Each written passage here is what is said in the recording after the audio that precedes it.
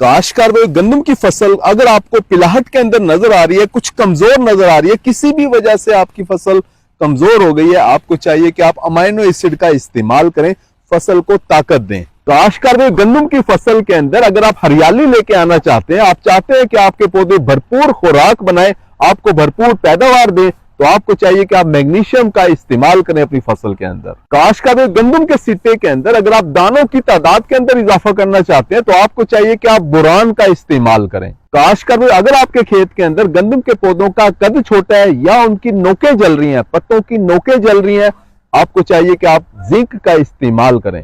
काश्तकार भाई, हमारे मुल्क की जमीनों की पीएच ज्यादा है, यानी जमीन का बुखार ज्यादा है, जिसकी वजह से होता क्या है कि पौधा सही तरीके से शगुफे भी नहीं बनाता। जैसे कि इस खेत के अंदर आप देख सकते हैं गंदम का पौधा सही तरीके से शगुफे नहीं बना रहा। हम अपने काश्तकार दोस्तों को ये कह रहे होते हैं कि पहले पानी के ऊपर, दूसरे पानी के ऊपर जब आप यूरिया खाद का इस्तेमाल कर रहे हैं, साथ में सल्फर खाद भी फ्लड कर दिया करें। 2 से 3 किलोग्राम फी एकड़ के हिसाब से अगर आप फ्लड करते हैं तो नमकियात के मसाइल जो आपके खेत के अंदर वो नहीं होते, यानी कि गंदम की फसल के ऊपर नमकियात का असर कम हो जाता है, पौधा शगुफे सही तरीके से बनाता है, हरियाली सही तरह से आ रही होती है। काश्तकार भी, जमीन के बुखार ज्यादा होने की वजह से आपका पौधा जो है जमीन से आयरन भी नहीं उठाता, मैंगनीज भी नहीं उठाता और जिंक भी सही तरीके से नहीं उठाता, जिससे होता क्या है कि अगर ये चीजें जमीन के अंदर मौजूद भी हो तब भी आपके पौधे के अंदर नहीं जाती, जिससे हमारी पैदावार मुतासर होती है।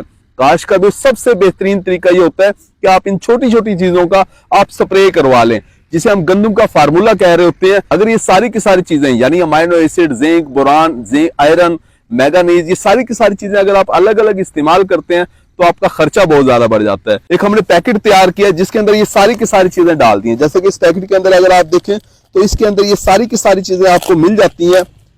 सबसे पहले आपको ये मैग्नीशियम मिल रहा होता है जो कि दानेदार है, बेहतरीन किस्म का मैग्नीशियम है, इंपोर्टेड क्वालिटी है, क्वालिटी के ऊपर बिल्कुल भी कंप्रोमाइज नहीं करते। ये वो मैग्नीशियम नहीं है जो पानी छोड़ रहा होता है। काश्तकार, इसके बाद अमाइनो एसिड की बारी आती है। अमाइनो एसिड जो है ये भी इंपोर्टेड क्वालिटी का, इसके अंदर अमाइनो एसिड हमने शामिल किया है, साथ में बोरान, बोरिक एसिड इस्तेमाल किया है, ये भी इंपोर्टेड क्वालिटी है। साथ में इसके अंदर हमने शामिल किया है मैंगनीज को, इसके बाद आयरन, फिर साथ में आपको ये जिंक आपको मिल जाता है इसके अंदर, जो कि जिंक सल्फेट है 33% वाला, फिर आपको ये पोटाशियम नाइट्रेट मिल जाता है।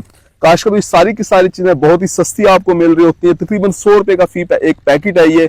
हमारे काश्तकार दोस्त इसके 1, 2, 3 स्प्रे करवा सकते हैं। 8-8 दिन के वक्फे से अगर आप 2 से 3 स्प्रे करवा लेते हैं, आपको बेहतरीन रिजल्ट मिल रहे होते हैं, क्योंकि ये सारी की सारी इंपोर्टेड क्वालिटी की चीजें हैं।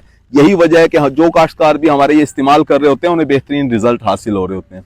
अपना ख्याल रखिएगा। अल्लाह हाफिज।